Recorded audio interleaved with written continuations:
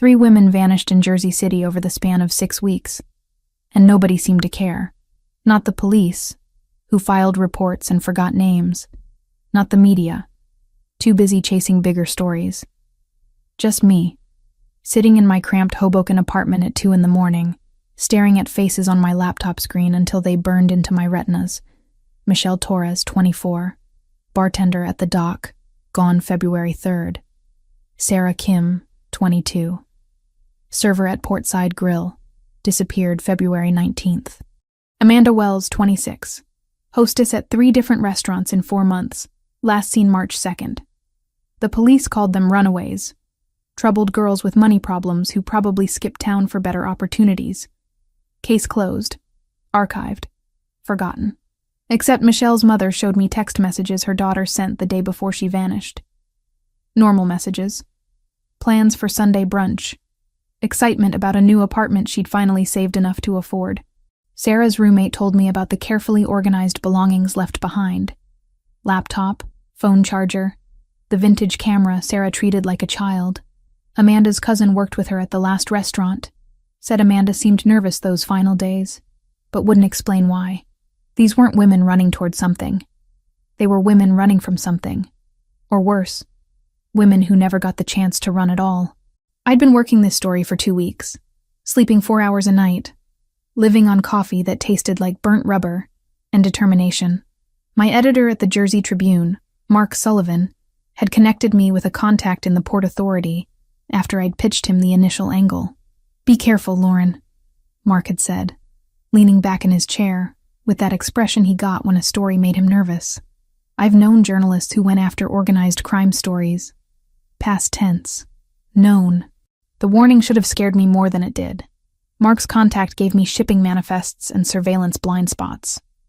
Patterns emerged like constellations in data. All 3 women worked within a 2-mile radius of the port. All had accumulated debt. Student loans, medical bills, credit cards maxed from trying to survive in a city that chewed up people like them and spit out the bones. All received job offers in the weeks before vanishing. Better pay, flexible hours, opportunities too good to refuse. I traced their last known locations through security footage from neighboring businesses, interviews with coworkers, credit card transactions that painted timelines in purchases and geography. Every trail ended at the same point. An abandoned warehouse on the eastern edge of the port, tucked between operational facilities like a rotten tooth in an otherwise functional mouth. Tuesday night, I drove past it for the first time. Didn't stop. Just rolled by slowly in my beaten Honda, windows down despite the March cold, camera in my lap. The building slouched against the night sky, windows dark and broken, graffiti climbing the walls like ivy. Nothing moved. Nothing suggested the place was anything but forgotten infrastructure waiting for demolition. Wednesday night, I parked 3 blocks away and walked. Stayed in shadows, kept my phone on silent, took photos from behind a chain-link fence. At 11:47, 2 SUVs with no license plates pulled up to a side entrance. 4 men emerged, speaking a language I didn't recognize but later realized was Spanish. They disappeared inside for 23 minutes. When they emerged, they were carrying nothing, but their body language had changed. Purpose instead of caution. Thursday night, I brought better equipment. A camera with a telephoto lens I'd borrowed from a photographer friend who owed me a favor. I positioned myself on the roof of an adjacent building, uncomfortable but with clear sight lines. More vehicles, more men, and this time, near midnight, something that made my blood crystallize in my veins. Women being led from one building into another, moving in a line like paper dolls, heads down, shoulders curved inward. I took 63 photos. Didn't realize until I was back home, hands shaking as I imported them to my laptop, that I'd captured more than I'd intended. In photo 37, a man stood illuminated by headlights, face turned toward the camera by accident or instinct. Sharp features, cold expression, scar cutting through his left eyebrow. In photo 42, he directed others while something that looked very much like a weapon glinted at his hip. I'd documented what appeared to be human trafficking, and I'd photographed faces. Friday morning, I sent the preliminary material to Mark along with a message. Need a few more days to confirm details. Before stepping inside, I sent Mark my live location and opened 911 on the keypad, one thumb press away. I also mirrored my camera roll to cloud as a dead man's switch. If they took my phone, they'd still get the pictures, and I'd still be found. This is bigger than missing persons. His response came back in under a minute. Lauren, be extremely careful. People who do this kind of work don't leave witnesses. Check in with me daily. I noticed the silver sedan that afternoon, parked across from my apartment building when I left for my shift at the coffee shop where I worked 3 days a week to supplement freelance income. Still there when I returned at 7. Could have been coincidence. Probably was, except it was parked in the same spot Saturday morning. Different angle, but same car. Same tinted windows that prevented me from seeing who sat inside. Instinct, honed by 5 years of investigative journalism and 27 years of learning to trust my gut, started screaming. I didn't photograph it, didn't confront it. Just noted the make and model, newer Nissan, well-maintained, nothing remarkable except its persistent presence, and started varying my routes. Checking over my shoulder, locking doors I usually left unbolted. Monday, I made the connection I'd been searching for. Amanda Wells wasn't just a statistic in my missing persons pattern. She was Michelle Torres's second cousin. They'd worked at the dock together before Michelle vanished. Amanda had transferred to 3 different restaurants since then, never staying longer than 6 weeks.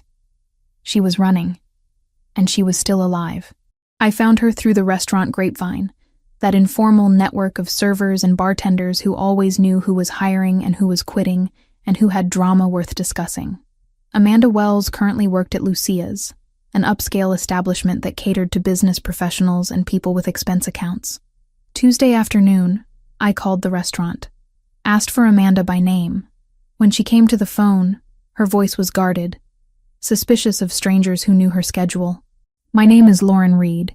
I'm a journalist investigating the disappearances of Michelle Torres and Sarah Kim. I know you were close with Michelle. I think you might be in danger. Silence stretched long enough that I thought she'd hung up. Then quietly, I can't talk here. Come Thursday night, after 9. I'll meet you in the back dining room. Amanda, Thursday. That's all I can do. The line went dead. I should have felt relief, progress, a witness willing to talk. Instead, dread settled in my stomach like swallowed stones.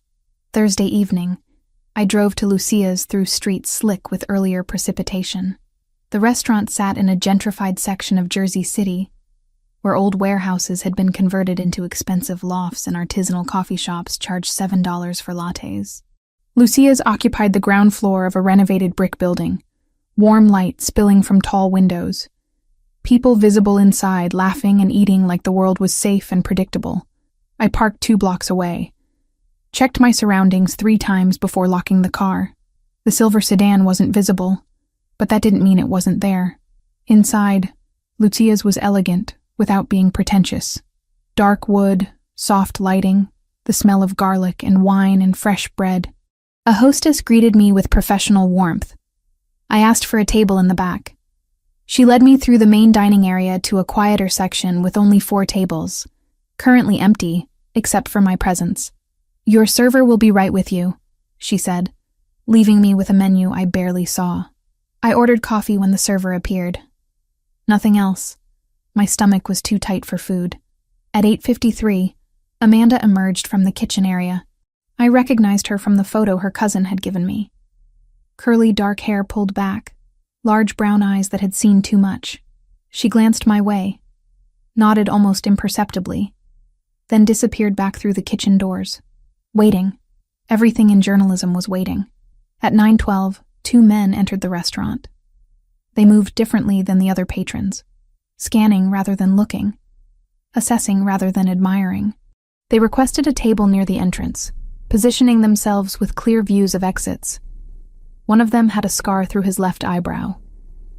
Photo 37. The enforcer from the warehouse. Here. Now. My coffee cup rattled against the saucer when I set it down. The 2 men hadn't looked my way yet, but they would. Eventually. I was the only person sitting alone in the back section, and men like that noticed details.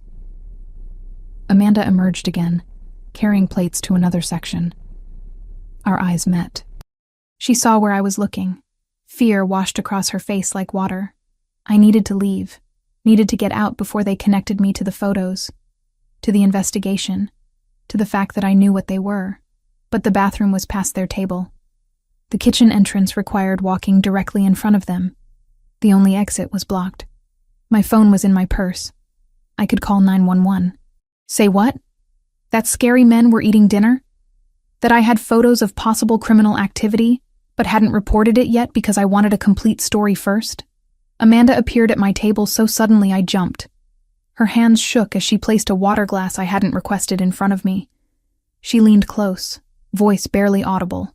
They've been asking about someone matching your description. Someone who was photographing the port area last week. You need to go. Now. I can't. They're between me and the door.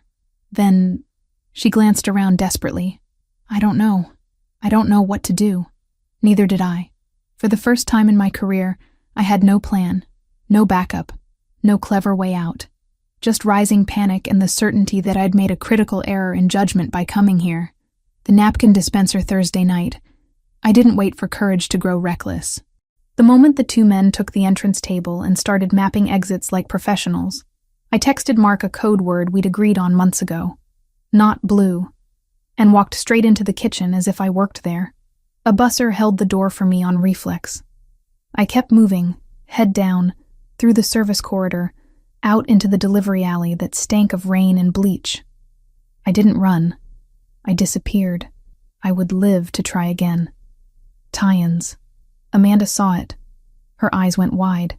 She started to say something, then thought better of it, disappearing back toward the kitchen with steps that were too quick to be casual.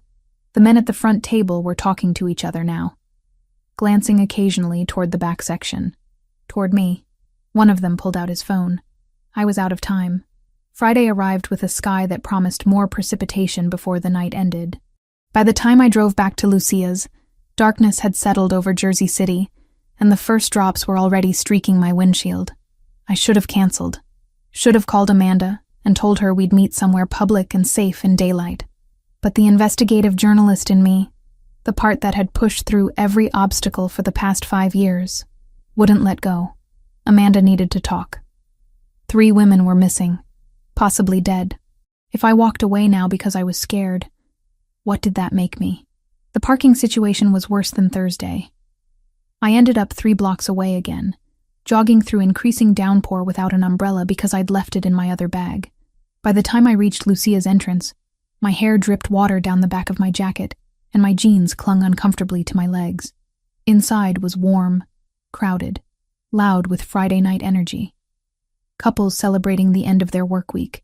Business associates closing deals over wine that cost more per bottle than my monthly grocery budget. The hostess recognized me from the previous evening and smiled. Back again? You must really love our coffee.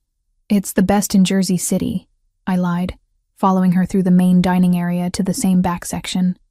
4 tables here, 2 now occupied by groups deep in conversation.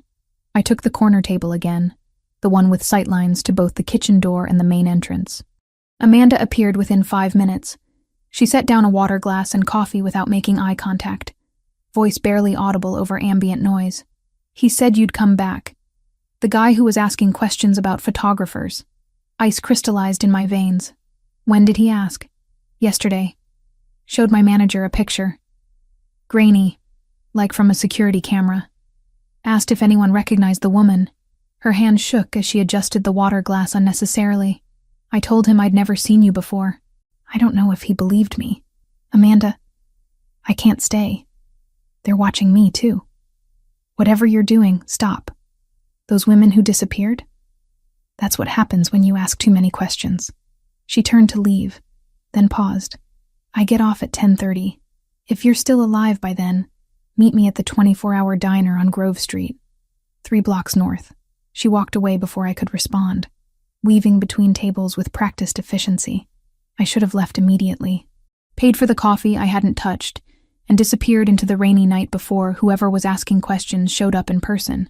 But leaving meant walking past the entrance, making myself visible, confirming that yes, the woman in the grainy photo was here, was real, was foolish enough to return.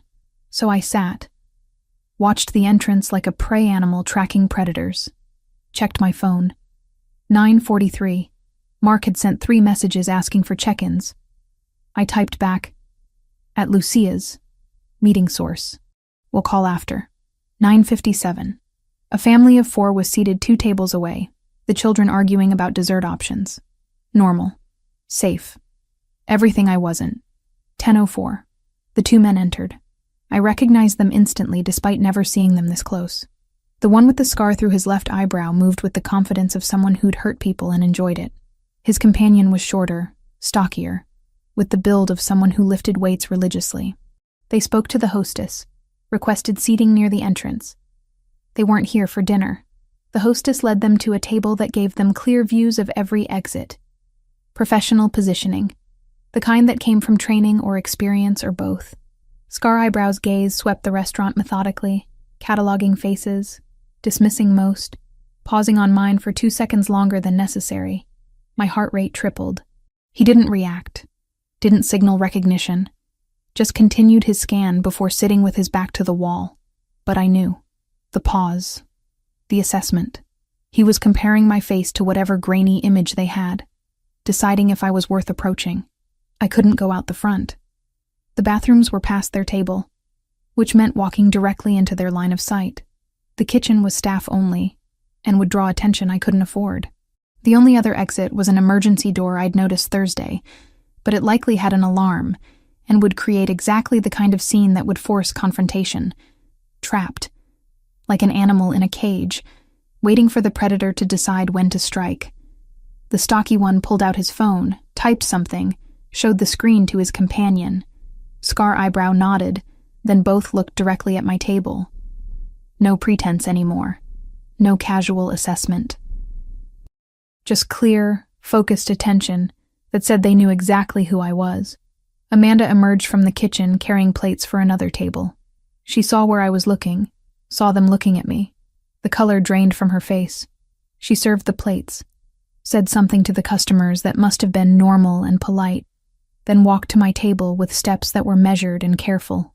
"They called someone," she whispered, setting down a menu I hadn't requested. I saw the phone. "You need to go. Right now. They're between me and the door." Then, her eyes darted around desperately, searching for solutions that didn't exist. "The kitchen? You could..." "Staff only. Your manager would stop me." "The bathroom window?" 3 stories up. We were both speaking too quietly for anyone to overhear, but our body language screamed panic. People at nearby tables had started to notice. The family with arguing children glanced over, curious about what was wrong. I grabbed a napkin from the dispenser, hands moving before my brain fully processed the decision, pulled the pen from my jacket pocket, the one I always carried because journalists never knew when they'd need to take notes, and wrote 3 letters in capital block print: "Help." I placed it on the edge of the table, facing outward toward the restaurant's main section. Visible. Desperate. The kind of thing a person did when they'd exhausted every rational option and had nothing left but hope that someone, anyone, would see and understand and care. Amanda stared at it. "What are you? Go. Now. Before they connect you to me." I kept my voice steady, despite the terror clawing at my throat. 10:30. Grove Street. "If I'm not there, call the police and tell them everything you know." She opened her mouth to argue, thought better of it, and fled toward the kitchen with the kind of speed that would have been unprofessional under any other circumstances. The 2 men were standing now, not walking toward me yet, but positioned like they were about to. Scar Eyebrow said something to his companion. The shorter man nodded and started moving toward the bathroom corridor, cutting off my only remaining potential escape route. This was it. The moment where my investigation ended, where I became another statistic, another missing woman whose family would spend years searching for answers that would never come. Except someone was watching. Table 12. 4 men in expensive suits, the kind of carefully tailored clothing that suggested wealth and power. I hadn't paid attention to them before, too focused on my own survival to notice other diners. But now I saw the way they sat, alert, aware, positioned with the same professional spacing as the cartel enforcers. And the man at the head of their table wasn't looking at his companions or his drink or the menu. He was looking at me. Dark hair swept back from a face that was all sharp angles and controlled intensity. Even from this distance, I could see his eyes tracking my expression. The napkin on my table. The two men now moving with clear purpose toward my location. He saw the message, saw the threat, processed the situation in the span of 3 seconds. Then he made a gesture so subtle I almost missed it. Just a slight movement of his hand.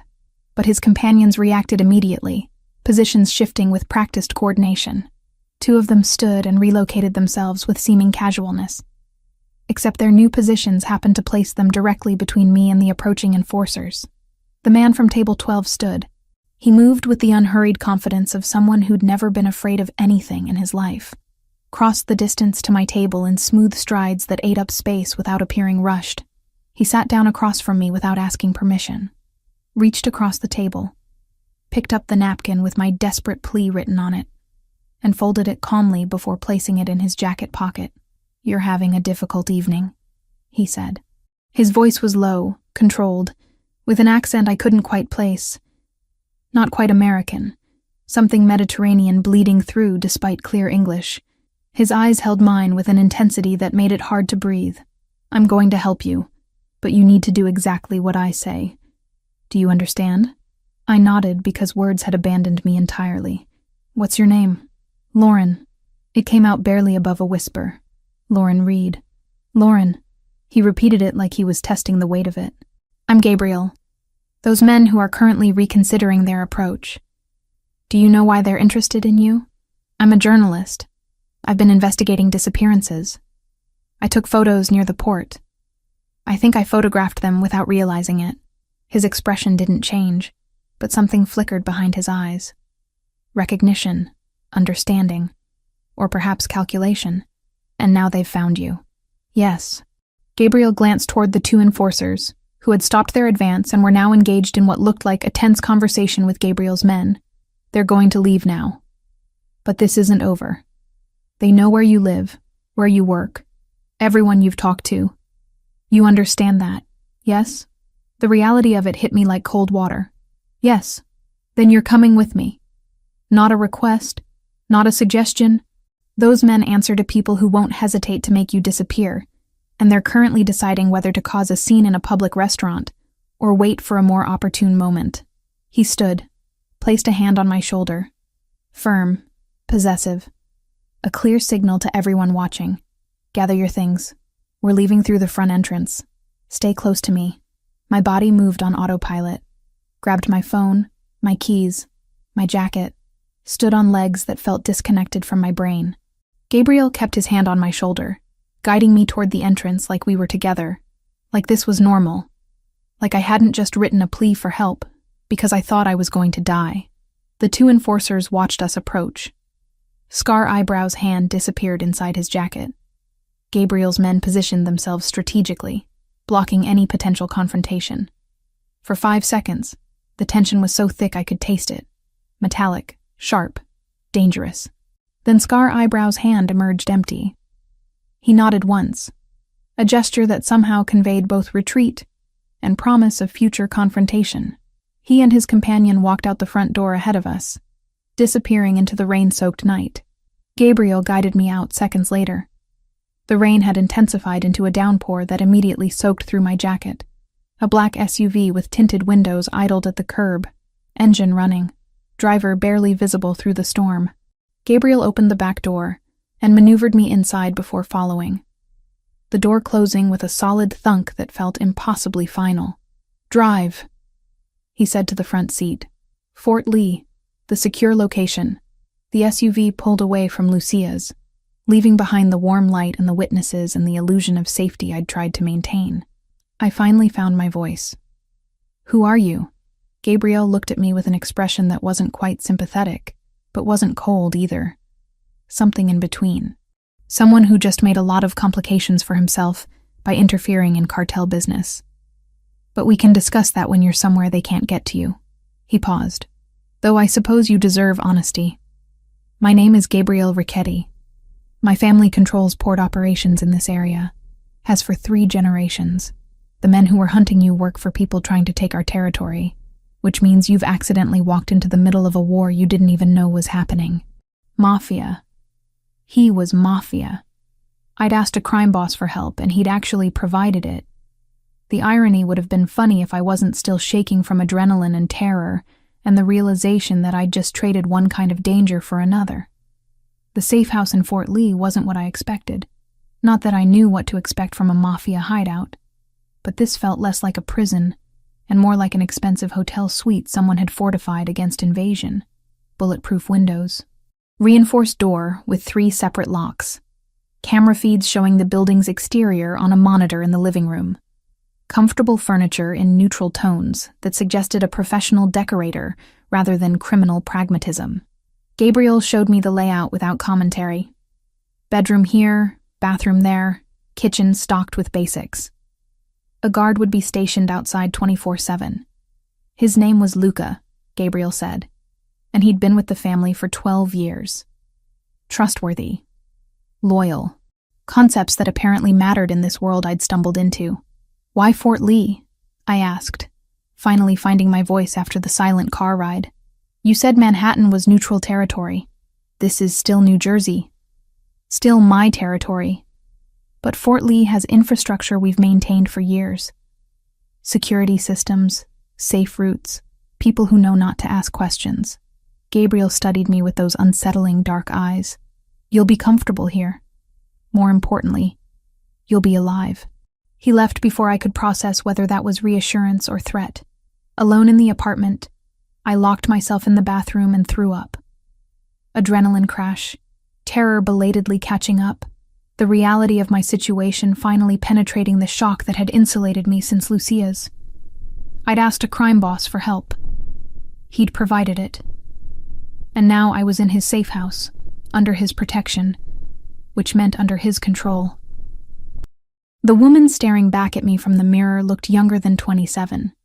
Hair still damp from rain, mascara smudged beneath eyes that hadn't slept properly in weeks, the hollows in my cheeks more pronounced than they'd been before I started this investigation. I looked like exactly what I was. Someone in over her head, drowning, grasping at lifelines without checking if they were anchored to solid ground or sinking ships. My phone had 7 missed calls from Mark. I called him back, rehearsing excuses even as it rang. Lauren. Thank God. Where are you? Why didn't you meet your source? Something came up. I'm safe. I'll explain tomorrow. That's not good enough. Those messages you sent earlier, you sounded scared. What happened at Lucia's? I couldn't tell him. Couldn't say I'd been rescued by the Ricchetti family, that I was currently locked in one of their properties, that the line between journalist and compromised had blurred beyond recognition. Just trust me. I'm following a lead. I'll check in tomorrow morning, I promise. Mark's silence stretched long enough that I thought the connection had dropped. Then, Lauren, I've been in this business 30 years. I know when a reporter's in trouble. If you need help, real help, you call me. Immediately. Understand? I understand.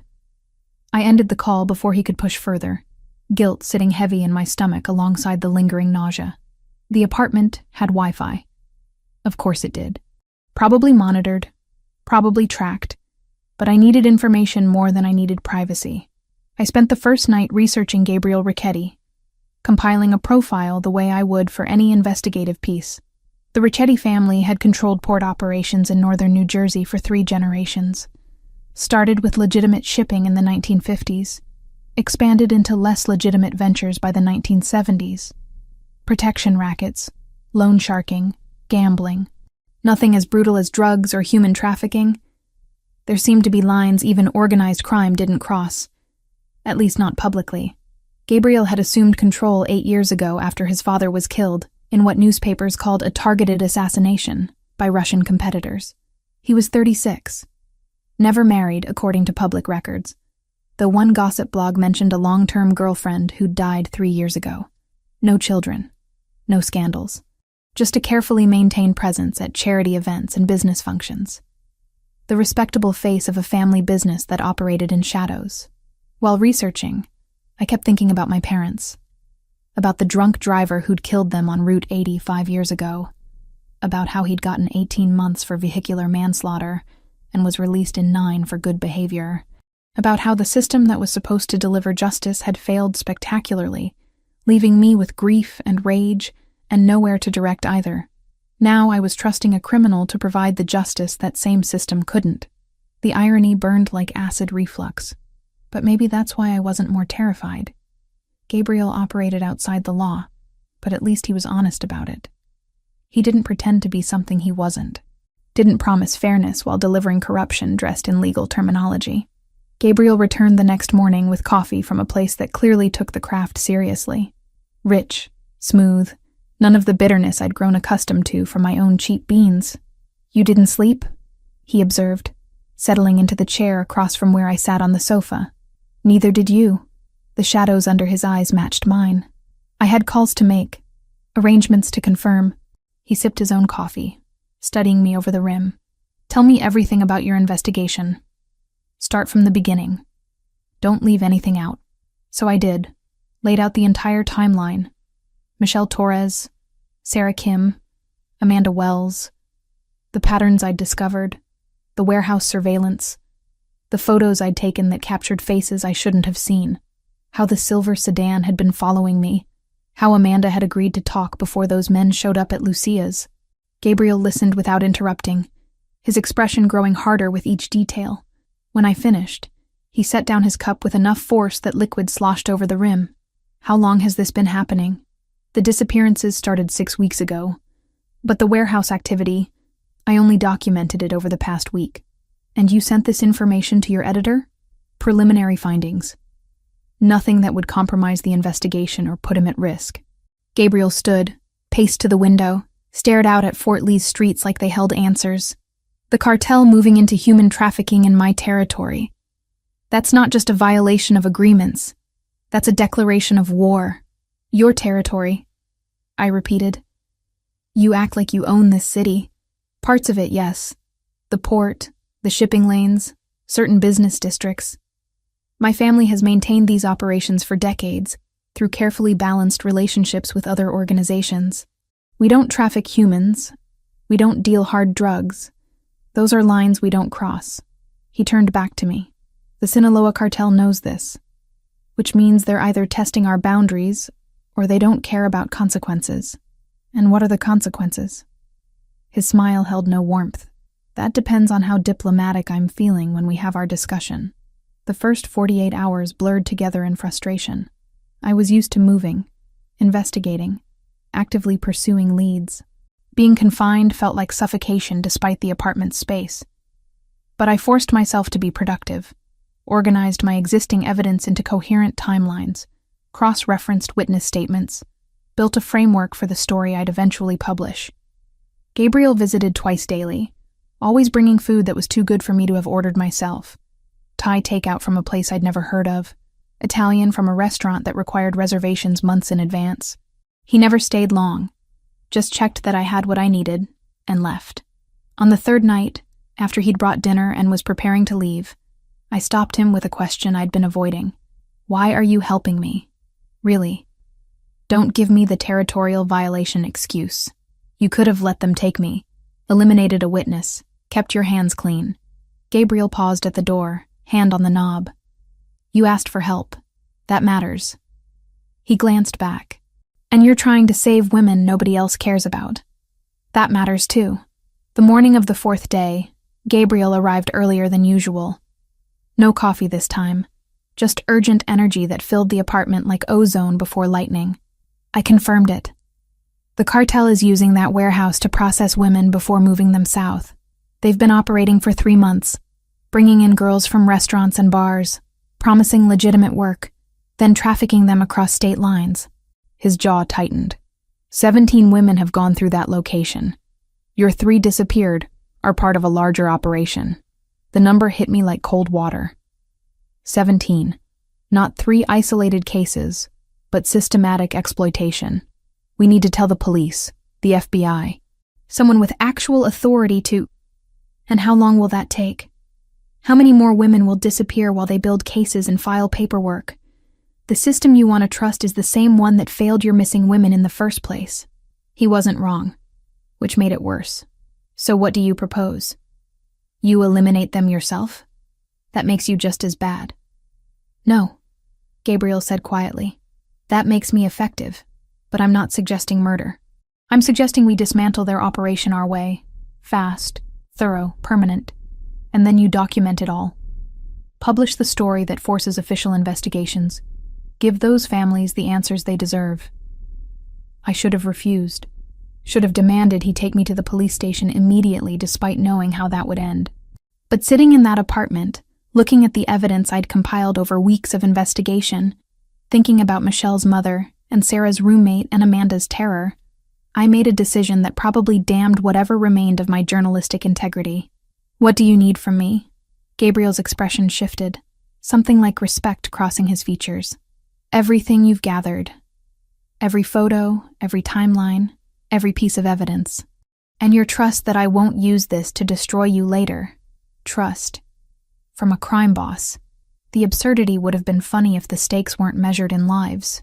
When do we start? Tonight.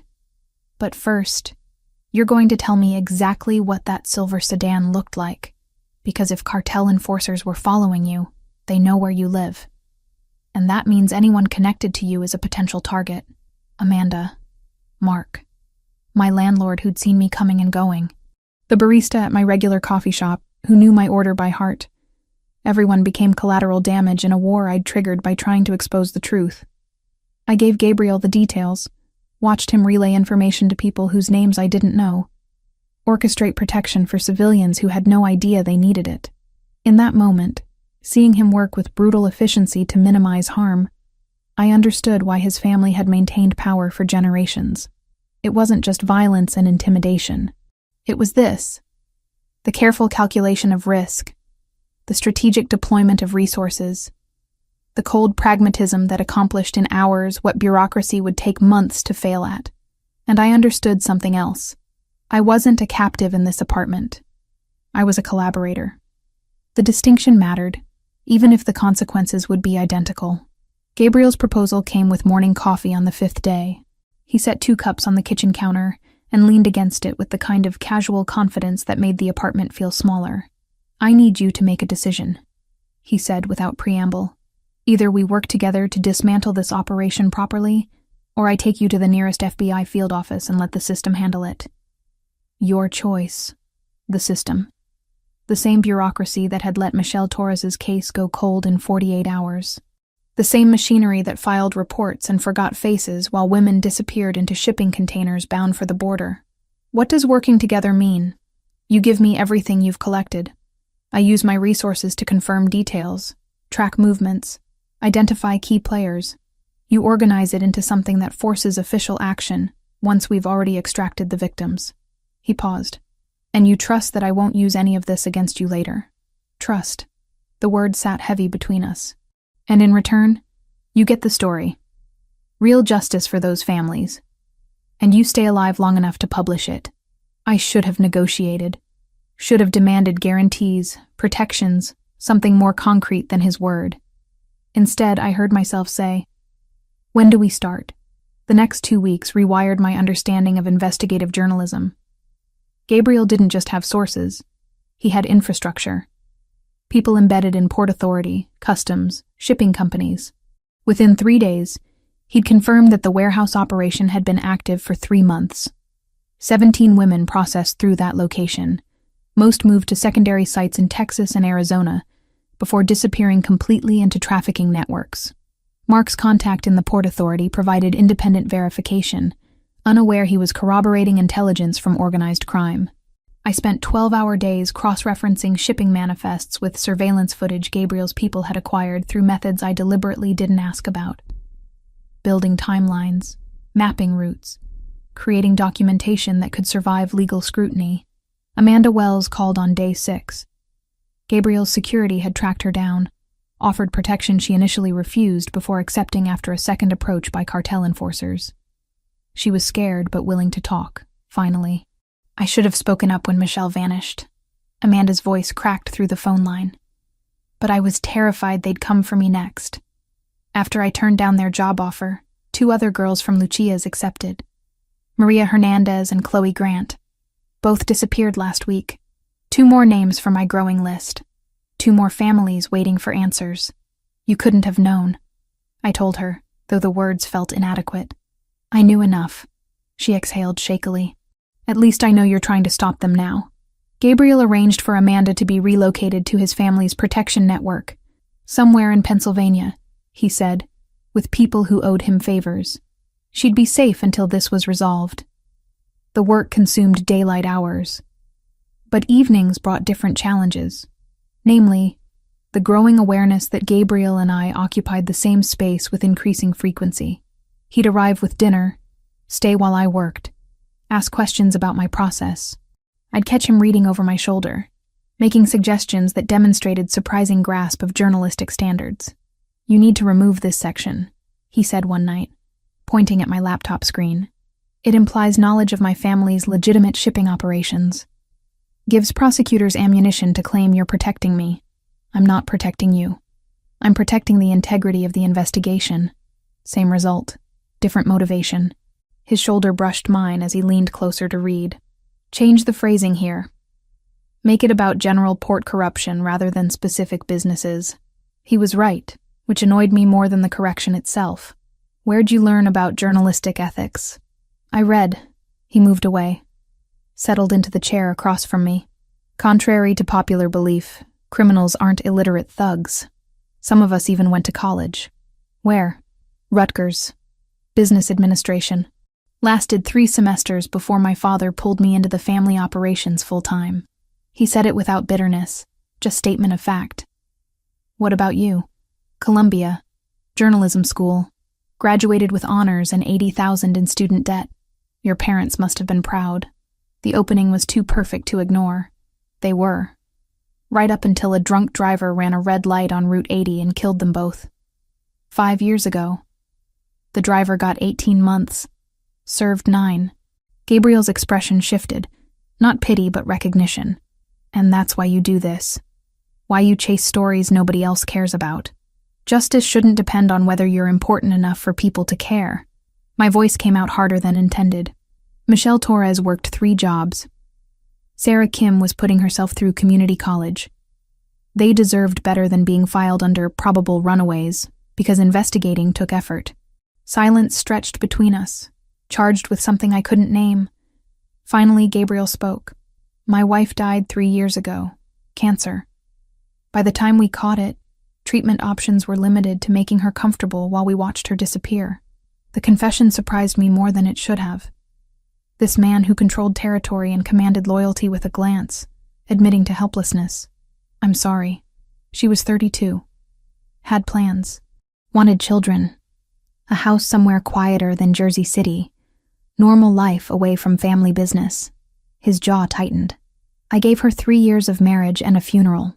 That's not your fault, isn't it? I brought her into this world knowing what it was. Knowing the stress, the danger, the constant looking over shoulders. Stress weakens immune systems, makes bodies vulnerable. That's not how cancer works. Logically, I know that. But logic doesn't eliminate guilt. He stood abruptly. I should go. You need to finish that section. He left before I could respond, the door closing with controlled precision that somehow felt more final than slamming. The event happened on day 12.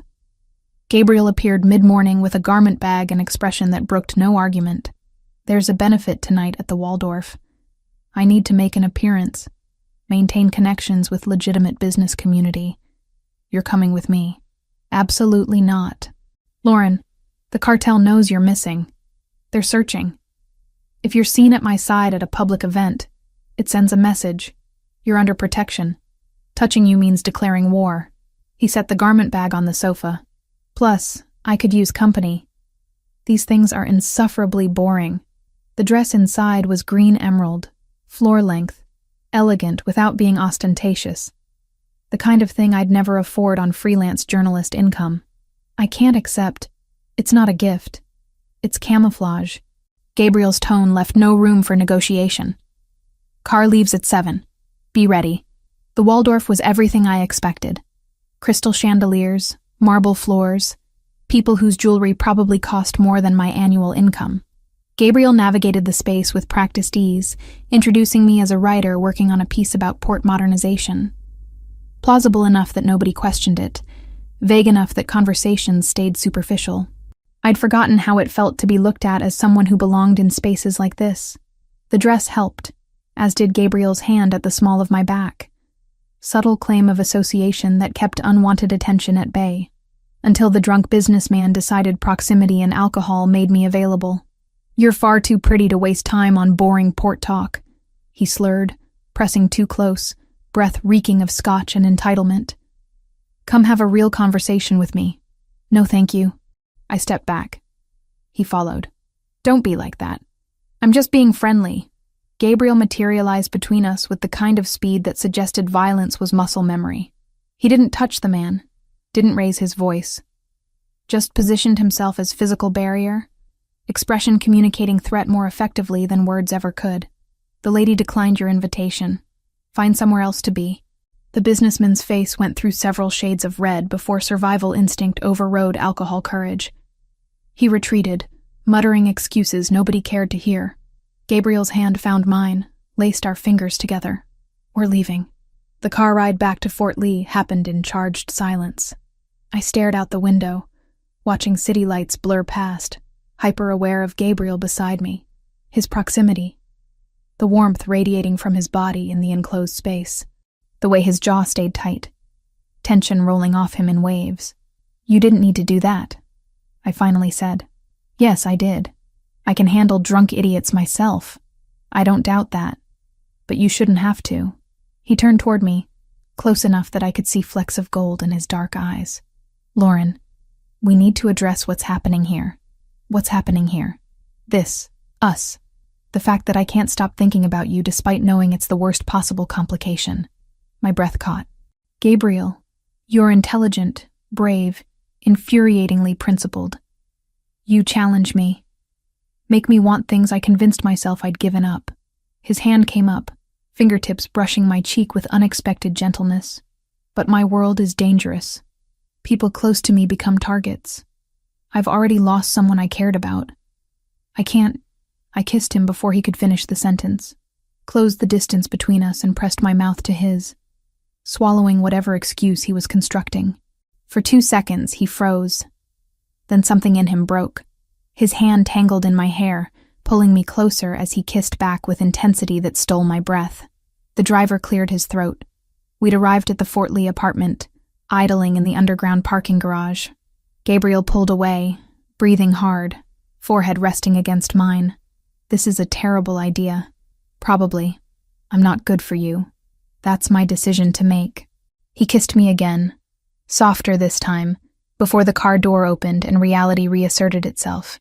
We made it to the apartment without speaking, tension crackling between us with every step. Inside, rational thought evaporated. Gabriel's jacket hit the floor. My dress followed. We moved from desperate to tender and back again, exploring this thing neither of us had planned but both wanted despite the impossibility. Later, lying in the darkness with his breathing evening out beside me, I thought about all the ways this would complicate everything, how it violated every professional boundary I'd ever maintained, how loving a criminal made me complicit in ways that would follow me forever. But I didn't regret it. Not then. Maybe not ever. Morning came with Gabriel's coffee, and a revelation I wasn't prepared for.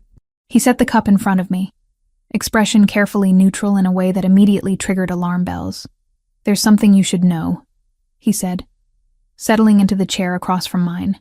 3 days ago, there was an incident. Cartel enforcers tracked one of my shipments near the port. They were attempting to send a message. The casual delivery made it worse somehow. What kind of incident? The kind involving weapons and a very clear boundary being tested. He met my gaze without flinching. We handled it. Nobody on my side was injured. The message was received and returned with interest. Heat crawled up my neck. 3 days ago. You've been here twice daily since then. When exactly were you planning to mention this? I wasn't. Not unless it became relevant to your safety. I stood. Needed to move. Needed space to process the anger surging through my bloodstream. Not relevant? They were close enough to confront your people. How close were they to this apartment? 2 miles. Different location entirely. 2 miles in New Jersey is nothing. My voice rose despite efforts to control it. You've been preaching about working together, about partnership, and you're still making decisions about what information I can handle? Gabriel's jaw tightened. I was protecting you from unnecessary worry about a situation that was already resolved. I don't need protection from information. I need honesty. I need to be treated like an adult capable of assessing my own risks. I paced the small space between living room and kitchen. You know what this is? This is exactly the kind of controlling behavior that makes people helpless.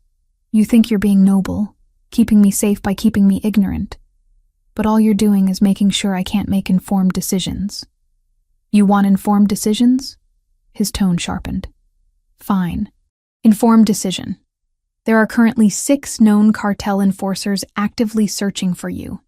They have your description, your license plate, and they're monitoring known associates. Mark Sullivan was approached yesterday by someone claiming to be a delivery driver. Your landlord in Hoboken was asked if you'd collected mail recently. Your regular coffee shop had a customer who spent 3 hours watching the door. This is the reality I'm trying to protect you from experiencing every waking moment. The details landed like physical blows. Mark, my landlord, the barista who knew my order and always asked about my day. You should have told me, I said. Quieter now, but no less firm. I can handle scary truths. What I can't handle is discovering I'm making decisions based on incomplete information because someone decided I'm too fragile for reality. Silence stretched between us, heavy with unspoken implications. Gabriel stood slowly, moved to the window, stared out at Fort Lee with tension visible in every line of his body. I don't think you're fragile. I think you're extraordinary.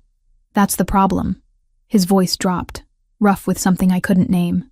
I've spent 8 years controlling everything. Territory, operations, threats. Control means survival in my world. But you, he turned partially, profile sharp against morning light. You challenge that. Make me want to share control instead of hoarding it. And that terrifies me more than any cartel. The admission caught me off guard, vulnerability seeping through cracks in his carefully maintained armor. Then let me in, I said. Not as someone to protect, but as someone fighting beside you. Trust that I can handle the truth. Even when the truth is that people you care about are at risk because of your association with me. Especially then. Because hiding it doesn't change the reality. It just means I can't prepare. Gabriel nodded slowly, some of the tension bleeding from his shoulders. Agreed. Complete honesty from this point forward. About threats, about operations, about everything that affects your safety. But in return, you trust my judgment about tactical decisions. I've been managing these situations for years. Sometimes my instinct will tell me to move fast or hold back, and you need to trust that experience. I can do that, as long as you explain the reasoning afterward. Deal. The argument left us both drained, edges of adrenaline making the apartment feel smaller.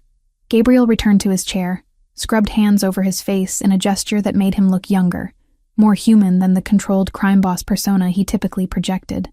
My wife used to hate this too, he said quietly. The way I'd shut her out when things got dangerous. She'd accuse me of treating her like delicate glass instead of the woman who chose to marry into this life knowing exactly what it meant. The mention of his wife surprised me. He rarely brought her up without prompting. What was her name? Sophia. She was a teacher. Elementary school. Complete opposite of this world. A sad smile ghosted across his face. She wanted normal, house in the suburbs, kids, PTA meetings. I kept promising her soon, after this deal, after that consolidation. Always soon, never now. She knew what she was getting into when she married you. Knowing intellectually and living with the reality are different things. By the time she got sick, I'd given her 3 years of marriage and a lifetime of delayed promises. He stood, walked to the window with restless energy. When she died, I told myself I'd never do that again. Never bring someone into my world who deserved better.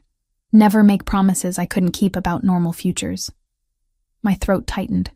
Gabriel, then you wrote help on a napkin and looked at me like I was someone who could still be good, despite everything.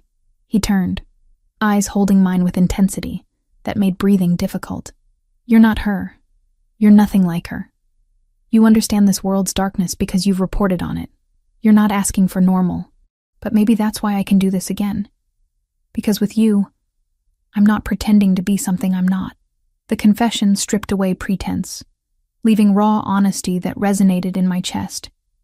I crossed to him, stopped close enough to feel his warmth. My parents died because a drunk driver valued his convenience over their lives, I said. The justice system gave him 18 months. He served 9. That taught me something important. Institutions fail. They fail constantly, systematically, deliberately. So I stopped waiting for them to work and started forcing them to notice. That's what journalism is for me. Not objective reporting, but aggressive accountability. That's why you're here. Why you didn't walk away when you should have. I'm here because 3 women deserved better than being filed under probable runaways. Because 17 more deserve rescue before they disappear completely. And because sometimes justice requires working with people the system considers criminals. Gabriel's hand came up, cupped my face with unexpected gentleness. We're quite a pair, the crime boss and the crusading journalist. Terrible idea on paper. Worst possible combination. His thumb brushed my cheekbone. But somehow it works. The kiss was different this time. Less desperate, more deliberate. Like we were acknowledging something that went beyond physical attraction into territory neither of us had planned to navigate. His phone shattered the moment, sharp ring cutting through intimacy. Gabriel pulled away reluctantly, answered with clipped efficiency. When? How many? Secure the routes. I want eyes on every approach. And get me those surveillance feeds immediately. He ended the call, expression hardening into the controlled mask I'd come to recognize as operational mode. What happened? Intelligence just confirmed the cartel is moving their operation. They're planning to transport all remaining women out of the warehouse in 72 hours, moving them to secondary locations in Texas before the trail goes completely cold. 72 hours, 3 days. The window we'd been waiting for was closing faster than expected. Then we move now. No, we plan now. Move strategically. Rushing gets people killed. Both my people and the women we're trying to save. He was already pulling up files on his phone, sending messages. I need to coordinate with my contacts, verify logistics, ensure FBI positioning is ready without compromising operational security. What do you need from me? Finish compiling your evidence into the anonymous package. Make it airtight. Dates, locations, photographic documentation, witness statements. Something that forces immediate federal action even if the source can't be verified. While I'm handling tactical elements, you're building the legal case that keeps those women from being re-trafficked after we extract them. The division of labor made sense. His expertise in operations, mine in documentation. We spent the next 6 hours working in parallel focus, occasionally exchanging information but mostly existing in shared determination. Gabriel made calls in rapid Italian, coordination I couldn't fully follow, but recognized as military precise planning. I organized 63 photographs, 17 victim profiles, 40 pages of timeline analysis into a packet that would make any investigator's job simple. Here's the evidence, here are the perpetrators, here's how to prosecute them successfully. Evening arrived with takeout neither of us tasted, and exhaustion we both ignored. Gabriel finally closed his laptop, leaned back with the kind of weariness that came from carrying multiple lives' worth of responsibility. It's set. Thursday morning. Coordinated federal raid on the warehouse while my people create diversions that pull cartel security away from primary targets. We extract the women, disappear before official presence arrives. Let FBI take credit for rescue. And if something goes wrong, then we adapt. But nothing will go wrong. I don't allow operational failures. The confidence in his voice should have been arrogant. Instead, it was simply factual. A man stating reality based on years of not failing when lives depended on success. Thursday morning. 72 hours had become 48. The countdown was real now. Tangible, pressing against my ribs with every breath. Thursday arrived with the weight of inevitability. I'd been awake for 36 hours straight, fueled by coffee and the knowledge that 17 lives depended on documentation so airtight even the most corrupt prosecutor couldn't ignore it. My laptop screen blurred occasionally, exhaustion playing tricks with my vision, but I kept working. Every photograph properly labeled, every timeline cross-referenced, every victim profile complete with last known locations and identifying details that would make reuniting them with families possible. Mark's contact in the Port Authority had given me names of FBI agents who couldn't be bought, a short list that spoke volumes about institutional corruption. I chose Agent Sarah Whitmore, a woman with 15 years in human trafficking cases and a reputation for ignoring political pressure.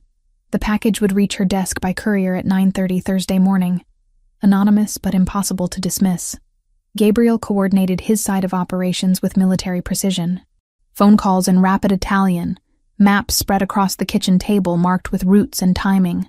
His people would create diversions, small fires at cartel-controlled locations, traffic accidents blocking key roads, anything to pull security away from the warehouse when federal agents arrived. "Lauren, take a break." Gabriel's hand on my shoulder pulled me from the laptop.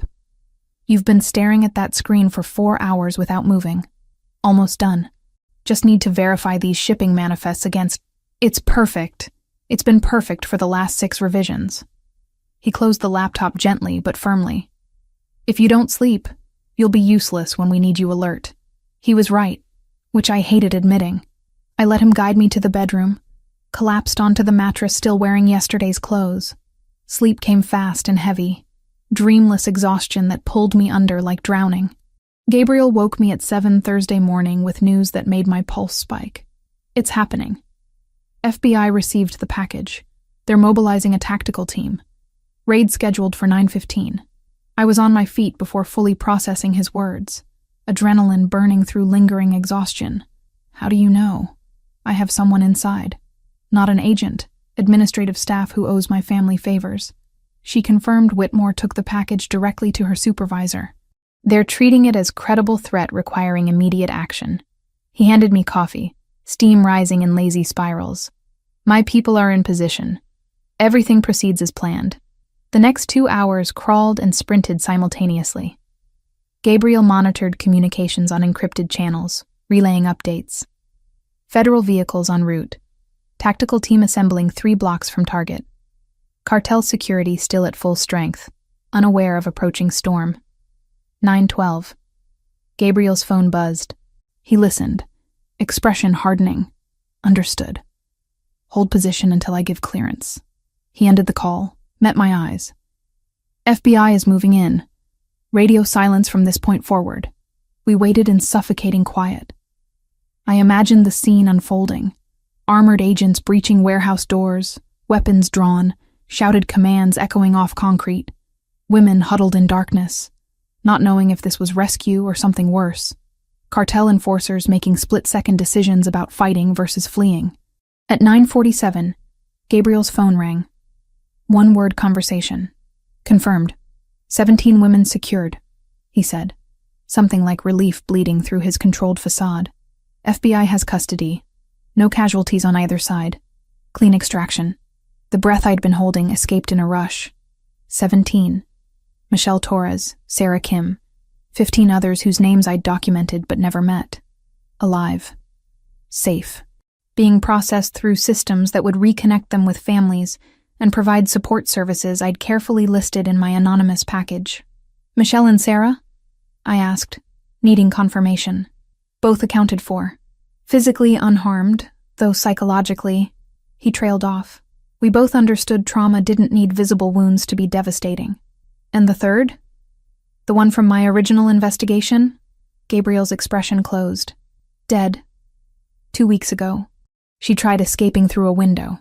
Fell 3 stories. Cartel disposed of the body in the river. Probably never would have been found if one of their enforcers hadn't talked during interrogation." I sank onto the sofa, grief and relief warring in my chest. 2 saved. 1 lost. Mathematics of tragedy. where every number represented shattered lives and devastated families. The FBI wants to interview survivors. Gabriel continued. I arranged for you to be present as anonymous journalist. Whitmore doesn't know your connection, thinks you're standard media presence. You'll have access to 3 women willing to talk. 3 hours later, I sat across from Michelle Torres in a sterile interview room that smelled like industrial cleaner and stale coffee. She'd aged a decade in the weeks since disappearing. Gaunt cheeks, haunted eyes, hands that wouldn't stop shaking. But she was alive. My mom? First words she spoke, voice cracking. Does she know I'm okay? She's being contacted now. You'll see her within the hour. Michelle collapsed forward, sobbing into hands that couldn't contain the sound. I sat quietly, let her break apart without trying to fix it, gave her space to process survival that hadn't seemed possible hours ago. Sarah Kim barely spoke. Trauma too fresh, too raw for words. She answered my questions with single syllables, gaze fixed on the table between us like eye contact might shatter her completely. I kept my questions gentle, gave her control over what she shared, didn't push when silence stretched uncomfortably long. 17 women rescued. The number echoed in my skull like a prayer and accusation simultaneously. How many others hadn't we reached? How many were being processed through different warehouses in different cities? Invisible to everyone until they disappeared completely. I locked myself in the bathroom afterward, slid down the wall, and sobbed until my throat burned and my chest ached. Relief and rage and guilt tangled together into something I couldn't name. Gabriel found me there an hour later, sat beside me without speaking. Solid presence while I fell apart. That night, while media coverage focused on the FBI's successful raid and rescued victims, Gabriel executed the second phase. 3 cartel leaders vanished from their residences between 11 p.m. and 2 a.m. No bodies found, no witnesses, just empty houses and messages received by surviving members. New Jersey belonged to the Ricchetti family, and human trafficking would never be tolerated again. The retaliation came 30 hours later. Friday evening, I was organizing interview notes when Gabriel's phone exploded with alerts. Get to the bedroom. Now. What? Someone leaked your location. They're coming. I ran. Made it 3 steps before the apartment's main door shattered inward, wood splintering around reinforced locks that bought seconds but not safety. Gunfire erupted. Sharp cracks that made my ears ring even through walls. Gabriel's security returning fire, Luca's voice shouting coordinates in Italian, more shots answering from the stairwell. I dove into the bedroom closet like Gabriel had shown me during safety briefings I'd thought were paranoid excess. Reinforced walls, panic button hidden behind hanging clothes. I pressed it, heard distant alarms trigger, and prayed backup would arrive before bullets found their way through drywall. The shooting stopped as suddenly as it started. Silence rushed in, somehow more terrifying than noise. Then Gabriel's voice, tight with barely controlled fury. Lauren, are you hit? No, I'm okay. I emerged from the closet on shaking legs. The apartment looked like a war zone. Bullet holes pocking walls, overturned furniture, broken glass everywhere. And Luca on the floor, blood spreading across his shirt, breathing too fast and shallow. Back at Columbia, I'd taken the newsroom's disaster reporting module, the grim one with tourniquets and pressure dressings. It wasn't a degree, but it meant I didn't freeze when blood appeared. My medical training kicked in despite trembling hands. Pressure on the wound, elevation, keep him conscious and talking. You're going to be fine, I told him, voice steadier than I felt. Ambulance is coming. Just stay with me. Luca's eyes found mine, unfocused but aware. Did my job, he whispered. Kept you safe. You did. You absolutely did. I pressed harder, felt warm blood seeping between my fingers. Now let me return the favor and keep you alive. Gabriel appeared beside me, phone pressed to his ear, demanding ambulance arrival times with barely contained violence. When he ended the call, he looked at Luca with expression I'd never seen. Raw fear badly disguised as anger. The hospital waiting room had industrial tile floors and lighting that made everyone look half dead. I sat with Luca's blood drying on my hands, shirt, jeans. Couldn't bring myself to wash it off yet. Felt like abandoning him somehow. Gabriel paced. Phone calls in Italian, each conversation brief and brutal. Ordering responses I didn't want to imagine. When they finally let us see Luca, I almost cried again. He looked smaller in the hospital bed, chest wrapped in sterile bandages, skin too pale against white sheets. Gabriel stood at the bed's foot, knuckles white gripping the rail. He has a daughter, Gabriel said quietly. 8 years old, plays soccer. I hadn't known. 6 weeks of working together, and I'd never asked Luca about his life outside protection duty. I'm so sorry. He chose this. That's what loyalty means. Gabriel's voice cracked slightly. But he shouldn't have needed to choose. We stayed until nurses insisted on rest. Drove back to Fort Lee in silence, heavy with unspoken understanding. This couldn't continue. The cartel would keep coming until someone ended the war permanently. Gabriel made the final call from the destroyed apartment. 48 hours of coordinated strikes, his people hitting cartel operations while anonymous tips flooded FBI hotlines. Financial accounts frozen through mysterious bank investigations. Shipping routes disrupted by sudden regulatory enforcement. 36 arrests, twice that many disappearances. The entire Sinaloa East Coast operation dismantled with surgical precision. By Sunday morning, the cartel had retreated completely. Territory conceded.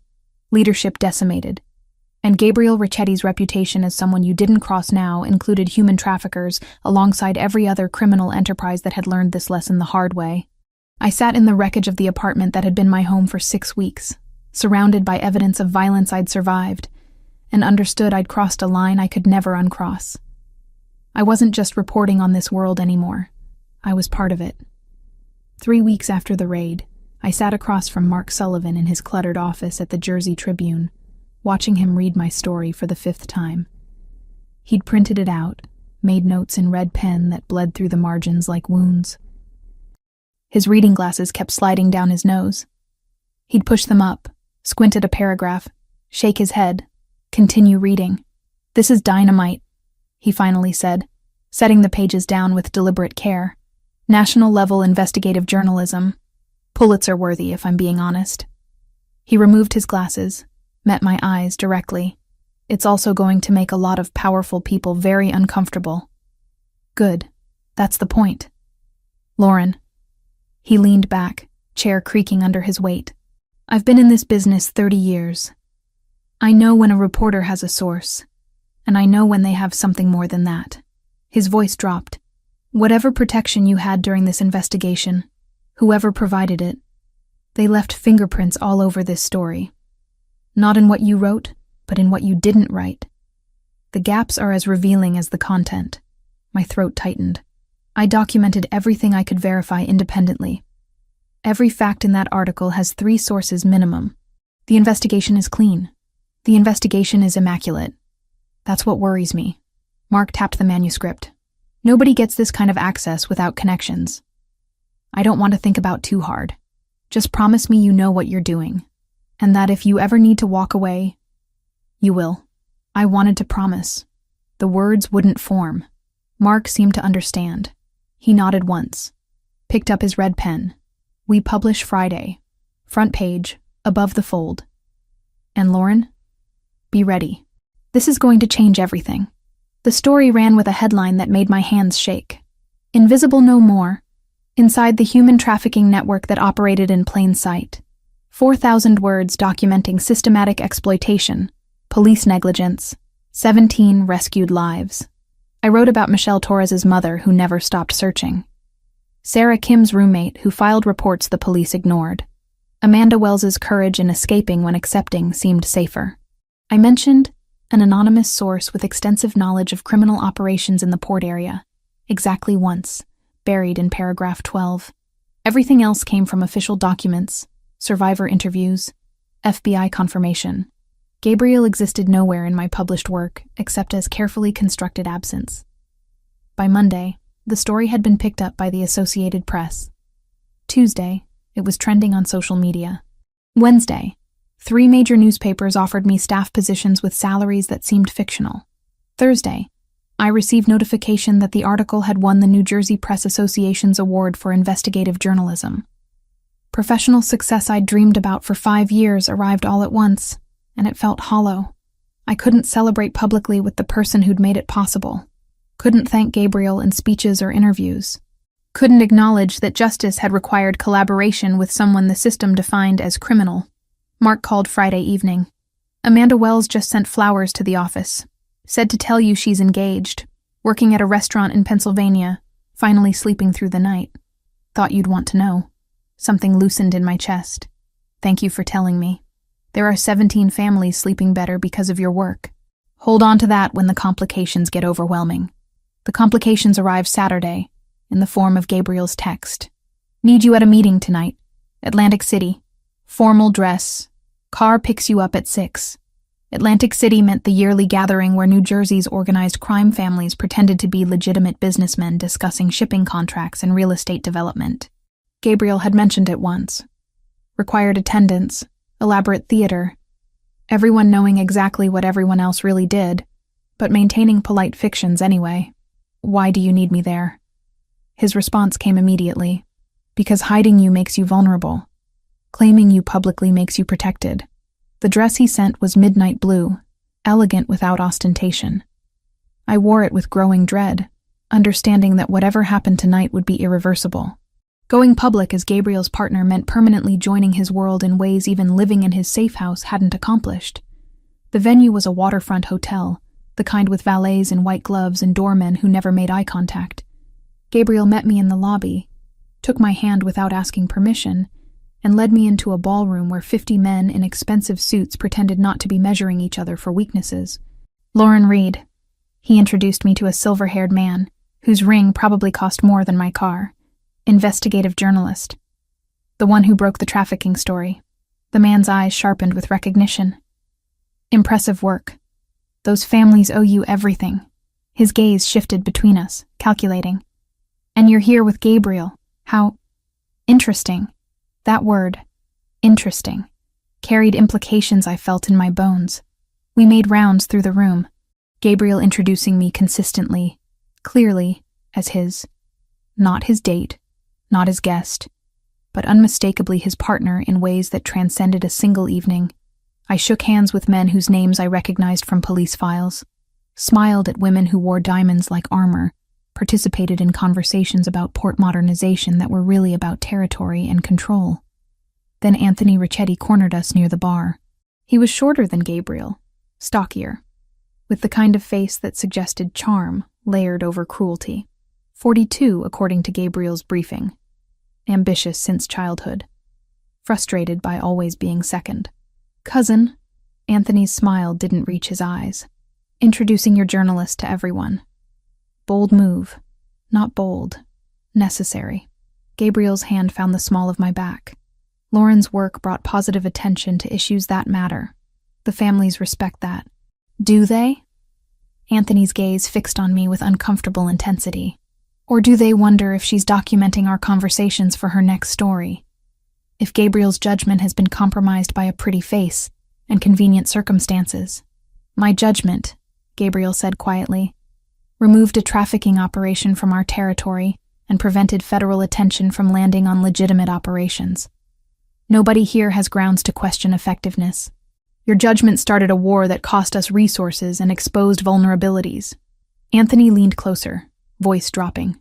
You're thinking with something other than strategy. It's making you weak. I felt Gabriel tense beside me, violence coiling beneath his controlled exterior. Before he could respond, I stepped forward. Weak? I looked directly at Anthony, channeling every confrontation I'd navigated as a woman in journalism. Gabriel eliminated an entire cartel operation in 48 hours, protected 17 trafficking victims, and reinforced territorial boundaries so clearly that nobody's tested them since. What exactly have you accomplished besides undermining your family's leadership? Anthony's face darkened. You should teach your pet journalist to show respect. She's not my pet. She's my partner. And she's right. You're questioning results because you wanted the authority to deliver them yourself. Gabriel's voice carried enough edge to cut. This conversation is over. We walked away before Anthony could respond, but I felt his glare drilling into my back. That was stupid of me, I muttered. I just made you an enemy within your own family. You made him show his hand publicly. Now I know exactly where he stands. Gabriel guided me toward the exit. We're leaving. This accomplished what I needed. When the apartment in Fort Lee turned into evidence, bullet holes and police tape, Gabriel moved me to his house in Englewood Cliffs. Same county, different kind of fortress. The retaliation came 3 days later. Someone leaked photographs to a tabloid. Me and Gabriel at the Waldorf benefit, at the Atlantic City meeting, leaving his house in Englewood Cliffs. The story wrote itself. Crime boss romance with crusading journalist. Ethics or scandal. My phone exploded with calls. News outlets wanting comments. Former colleagues questioning my integrity. 3 job offers quietly rescinded. Mark left a voicemail that was 2 minutes of heavy breathing before, "Call me. Now." Gabriel's investigation revealed the source within hours. Anthony, using family connections to media contacts, deliberately trying to destroy my credibility and force separation. I discovered it before Gabriel told me. Found emails Anthony had sent to journalists, complete with documentation about Gabriel's organization and implications that my trafficking investigation had been compromised from the beginning. He was planning to release everything publicly unless I walked away. I didn't walk away. I walked directly into the Ricchetti family meeting, interrupting Anthony mid-sentence about Gabriel's recent questionable decisions. Every head turned. Gabriel stood, expression dangerous. "Lauren, this isn't... Your cousin is trying to blackmail me." I placed my phone on the table, played the recording I'd made of Anthony's associate delivering his ultimatum yesterday. Leave Gabriel, or he releases documentation claiming my investigation was corrupt, that I've been compromised by criminal relationships, that everything I published was manufactured. The room went silent. Anthony's face drained of color. "Interesting strategy," I continued, voice steady despite my racing pulse. "Threatening to destroy an investigation that brought positive attention to all of you. 17 rescued women, national recognition for exposing trafficking, federal focus on cartels instead of legitimate shipping operations. But sure, blow it all up because Gabriel chose someone you don't approve of." I looked directly at Gabriel. "I'm not leaving. Not because of threats. Not because of politics. Not because loving you is complicated. He can release whatever he wants. I know my work is clean." Gabriel's expression shifted through shock, anger, and something that looked dangerously close to pride. He turned to Anthony with lethal calm. "You have 24 hours to transfer to European operations. Italy. You'll manage shipping contracts from Rome. If you're still in New Jersey Friday, you won't be anywhere at all." Anthony opened his mouth to argue. The man beside him, older with authority that didn't require volume, shook his head once. Anthony deflated visibly. "Meeting adjourned," Gabriel said. "Everyone except Lauren. Leave." The room emptied in 90 seconds. Gabriel waited until the door closed before crossing to me, hands framing my face with unexpected gentleness.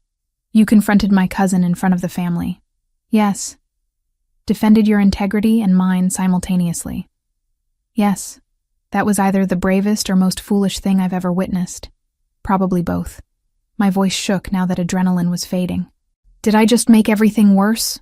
You made everything clearer. The family respects strength. You just demonstrated more courage than Anthony ever has." He kissed me, soft and deliberate. "He leaves for Rome Monday. And you, Lauren Reed, just became the first journalist to survive confronting organized crime politics and come out stronger." Luca found me the next day at the Tribune offices, walking almost normally despite the chest wound that had nearly killed him 3 weeks ago. "Wanted to say thanks. For the soccer ball you got my daughter. She won't stop talking about the nice lady who saved her dad. You saved me first. That's the job." He smiled, the first genuine expression I'd seen from him. "But you didn't have to care afterward. Most people don't." He handed me an envelope. "From Gabriel. Instructions for if things go bad. Plans, contacts, escape routes. He wants you prepared." The envelope felt heavy with implications. "Insurance policy and love letter combined. Tell him I said thank you. Tell him yourself. He'd prefer that." Mark pulled me aside that afternoon, closed his office door, and studied me with 30 years of editorial experience written in every line on his face. "You're not leaving Gabriel." "No. This is going to follow you. Every story you write, someone will question your objectivity. Every investigation, someone will claim you're protecting criminal interests. I know. And you're okay with that? I thought about 17 rescued women. About justice that required working outside systems designed to fail. About loving someone the world said I shouldn't, for reasons that made sense on paper but ignored everything that mattered. I'm okay with it. Are you okay with keeping me on staff? Mark was quiet for a long moment. Your work is impeccable. That hasn't changed. But Lauren, no more organized crime investigations. Write about corruption, about injustice, about all the things you're passionate about. Just give me one area where I don't have to wonder if your personal life is affecting your judgment. Deal. I drove to Englewood Cliffs that night. Let myself into Gabriel's house with the key he'd given me last week. Found him in the study, surrounded by paperwork, looking exhausted and impossibly beautiful in the desk lamp's glow. Anthony's gone, he said without looking up. Took the first flight to Rome this morning. Won't be returning. Good. The family sent messages of support. Apparently your performance impressed people I didn't expect to impress. Also good. He finally looked at me. You know this is permanent now. Public knowledge, family politics, all of it. There's no going back to anonymity. I crossed to him, settled into his lap, felt his arms come around me automatically. Good thing I wasn't planning to go back. Gabriel's laugh was soft against my neck. Quite a pair we are. Terrible on paper. Absolutely catastrophic. His lips found mine. But somehow it works. Later, lying in his bed with city lights filtering through windows, I thought about all the ways my life had transformed in 8 weeks. From desperate journalist writing help on a napkin to this. Partnership that defied categories. Love that existed in spaces between law and morality. Choices that would define me forever. I didn't regret any of it.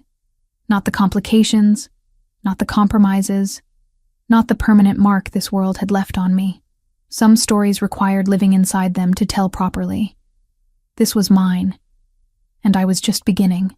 6 months disappeared faster than I expected. The trafficking story became a case study in journalism programs. Won awards I'd stopped counting. Opened doors I'd previously only dreamed about walking through. The Tribune kept me on staff with a salary that let me pay off student loans and a title that sounded impressive on business cards. But the real work happened in quieter spaces. Investigations into municipal corruption that exposed 3 city council members taking bribes. A series on inadequate elder care facilities that forced regulatory reforms.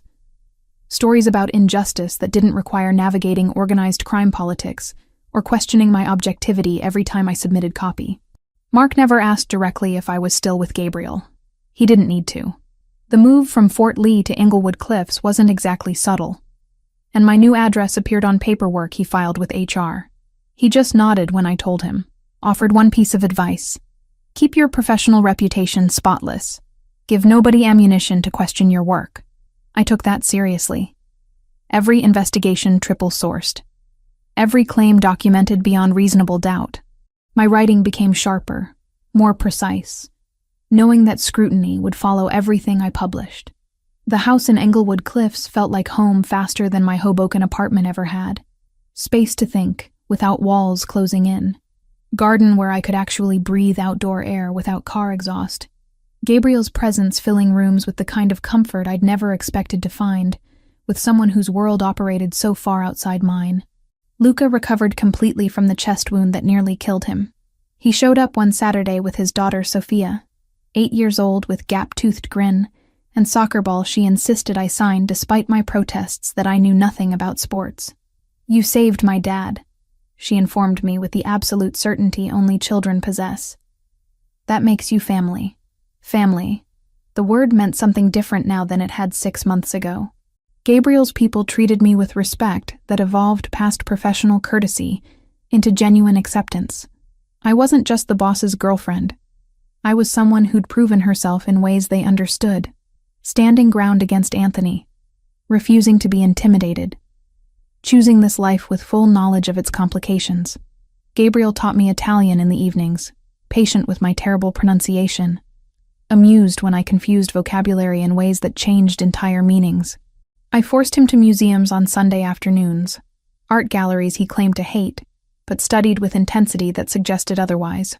We found balance between his world and mine, creating something that belonged to both without fully inhabiting either. Then Thomas Brennan started digging. FBI agents investigating organized crime weren't unusual, but Brennan brought obsessive energy that felt personal rather than professional. He filed FOIA requests about port operations, questioned witnesses from closed cases, showed up at Tribune offices asking for me by name with questions about my trafficking investigation that were technically appropriate, but felt like fishing expeditions. Mark pulled me aside after Brennan's third visit. That agent's not building a case. He's building something else. Be careful. I used every journalism connection I had, called in favors from contacts in Washington that Mark had introduced me to during the trafficking story's aftermath, found reporters who'd covered FBI corruption cases, prosecutors who knew Brennan's history. Slowly, pieces emerged. Thomas Brennan's younger brother had been killed 8 years ago by someone in Gabriel's organization. Not Gabriel personally. He'd barely assumed leadership when it happened. But Brennan blamed the entire Ricchetti family, carried grief that had calcified into vendetta. His investigation wasn't about justice. It was about revenge disguised as law enforcement. I wrote about it. Not for publication, for circulation among people who mattered. Sent carefully worded inquiries to FBI oversight. Made sure Brennan's supervisors understood that one agent's personal crusade was compromising institutional credibility. Applied pressure through bureaucratic channels that couldn't be ignored. 2 weeks later, Brennan was reassigned to white-collar crime in Nevada. Gone. Neutralized without violence, without confrontation. Just strategic application of information to people who valued institutional reputation over individual revenge fantasies. Gabriel found me on the back patio that evening, staring at nothing, processing what I'd done. "You protected me using the system I don't trust," he said quietly. "That's impressive. I protected us. There's a difference." His arms came around me from behind, chin resting on my shoulder. "Thank you." Mark called the next morning. Amanda Wells sent a message. She's engaged, working at some restaurant in Pennsylvania that does farm-to-table cuisine. Says she sleeps through the night now. Wanted you to know the happy ending stuck. I cried about that. Relief and joy and lingering grief for the woman we hadn't saved tangling together. 17 rescued, 1 lost. Mathematics that never stopped hurting even when celebrating victories. The proposal happened on an ordinary Sunday morning. Gabriel making coffee while I organized notes for an investigation into construction fraud in Newark. Domestic routine we'd fallen into without conscious decision. He set a cup beside my laptop, kissed the top of my head, then said, "Marry me." I looked up. He wasn't joking, wasn't dramatic. Just Gabriel being direct in the way that made everything else seem complicated by comparison. "That's not really a question." "Marry me?" he repeated with hint of amusement. "Better? Why?" "Because you're the center of everything that matters. Because I want legal documentation that you're permanently mine. Because waking up next to you every morning for the rest of my life sounds like the only future worth having. No ring, no prepared speech. Just honesty delivered with morning coffee, and implications that terrified and thrilled simultaneously." Yes, the wedding happened 2 weeks later. Small ceremony at the house with judge who owed Gabriel's family favors and didn't ask uncomfortable questions. Luca stood as Gabriel's witness.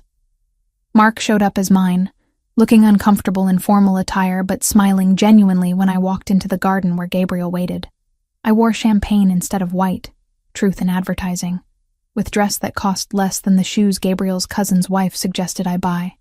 Simple, elegant, mine. The vows weren't traditional. We wrote them ourselves. Honest about challenges we'd face, promises we could actually keep. Gabriel spoke in English and Italian, voice steady despite intensity in his eyes. I spoke about choosing this life consciously, about loving him despite and because of complications, about building something that honored both our truths. When the judge pronounced us married, Gabriel kissed me like we weren't standing in front of witnesses. Like this moment had rewritten futures that had seemed impossible 6 months ago. The reception was quiet dinner with the dozen people who mattered most. Luca made a toast about finding family in unexpected places.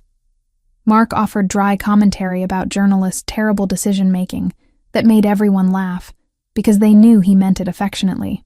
Sophia presented a drawing of me and Gabriel she'd made at school. Crayon stick figures holding hands with enormous smiles.